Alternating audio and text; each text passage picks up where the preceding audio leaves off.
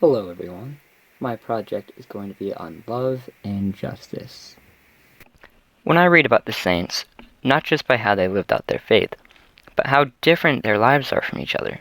Saint Ignatius fought in a war, was shot by a cannon, and met Jesus while he recovered. Saint Therese was a determined young girl who desperately wanted to become a nun. Saint Mark Jean Tingjing was an opium addict. Blessed Benedict de Soie was a South African schoolteacher and principal. Each of them, along with all the other saints, lived completely different and fascinating lives. The one thing that all of them had in common is that each of them lived love profoundly. The core of Catholicism is love. All of the teachings of the Church, the liturgies, the sacraments, prayers, all of these are motivated by love. God's love for us, our response to love to Him, and our love for each other. Love is the vocation of every single person. Our highest calling is to love God and each other. The one thing all the saints, canonized and uncanonized, have in common is that they live out love.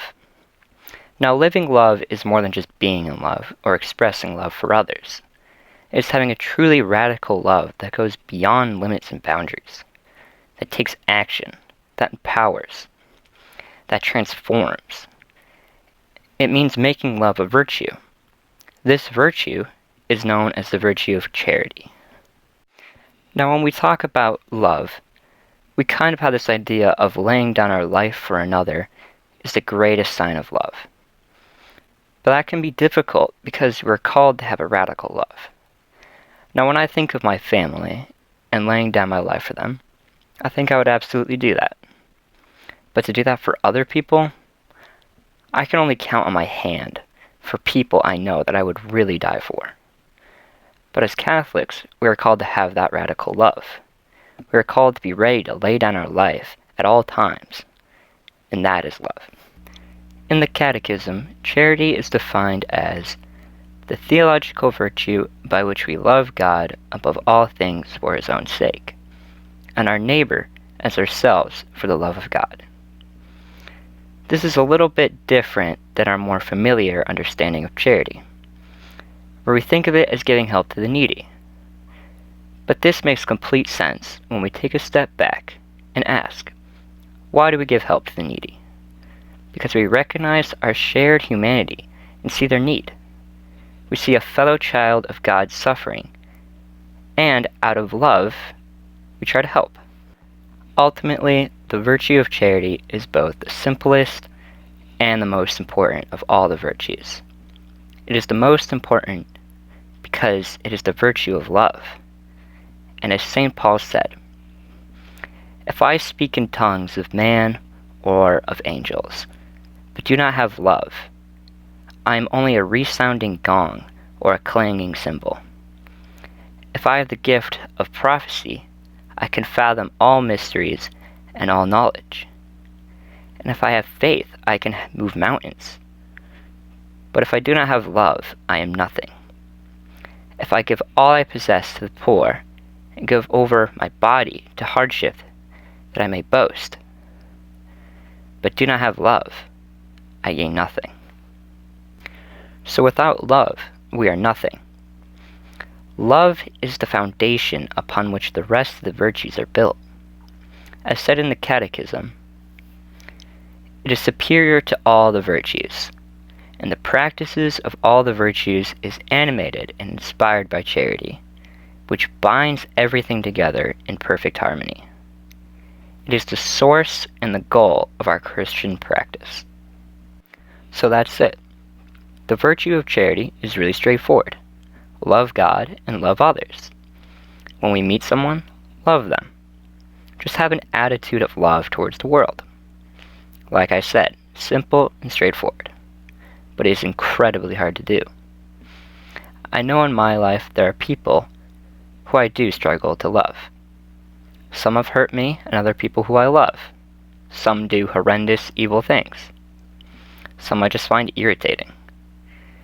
It feels next to impossible to love some of these people, but that's what I'm called to do, and so are we all. Jesus said, "But I tell you, love your enemies, and pray for those who persecute you. If you love those who love you, what reward will you get?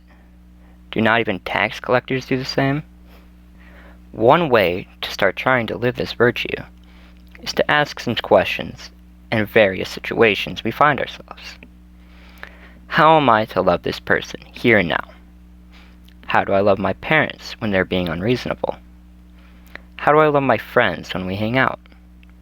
How do I love the person I encounter on the street? How do I love the partner who just broke up with me? I know you so well, so well. And we have to couple this question, which may be the most important. Are my actions motivated by love of God and of others? I can attest to the fact that if I ask those questions of myself on a regular basis, I see some growth in this virtue. And this virtue is amazing. Not only is it what we are made for, but I said in the Catechism, the fruits of charity are joy, peace, and mercy. Charity demands beneficence and fraternal correction. It is benevolence, it fosters reciprocity, and remains disinterested and generous. It is friendship and communication. Love is itself the fulfillment of all of our works. There is the goal. That is why we run. We run toward it. And once we reach it, in it we shall find rest. Living a charitable life is the best way to live life.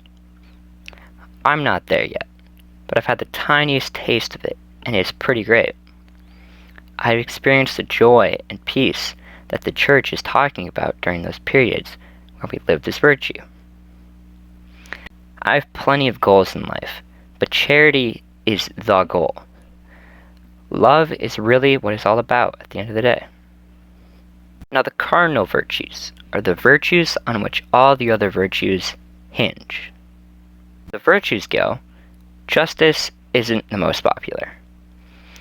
We would much rather hear about mercy or pardon, at least in regard to ourselves. And yet, justice is one of the most important virtues a man can possess. There is no such thing as holiness or righteousness without justice. Now, what is justice? We often think of justice in legal terms, as in the justice system or someone being a justice of the peace. But justice is not inherently a matter of laws and rules. Rather, our laws exist to serve justice, and the justice system should serve to enforce just laws. Then, what is justice? Turning to the Catechism once again, we find the following definition. Justice is the moral virtue that consists in the constant and firm will to give their due to God and neighbor. Justice towards God is called the virtue of religion. Justice toward men deposes one, to respect the rights of each, and to establish in human relationships and the harmony that promotes equality with regard to persons and to the common good. Justice is giving God and your neighbor what they are owed, while fortitude and temperance are focused on self-control. Justice is critical because it governs how we relate to both God and our neighbor. We all have rights that we inherit because we're made in the image and likeness of God. Now, to act justly means to give those their due based on the rights they have.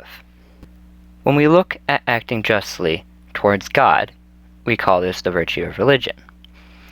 Now, since justice is about giving God his due, God is due worship, honor, and adoration, love, obedience, and sacrifice.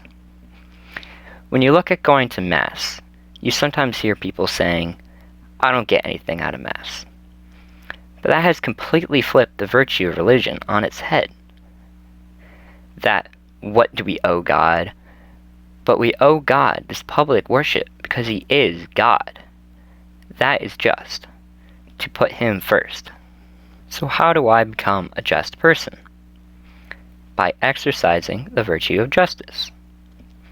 So you can ask yourself these questions. Do I treat those around me justly? Do I treat them as human beings with dignity, created in the image and likeness of God? Do I treat my employer justly? Do I work hard when I'm on the clock? Because that is what is due to my employer. Do I treat the poor justly? Do I treat my friends justly? Another thing to ask is if you treat yourself justly. Now we can look back to the virtue of charity, to give love to those around you, to give love to yourself, because that is what is due.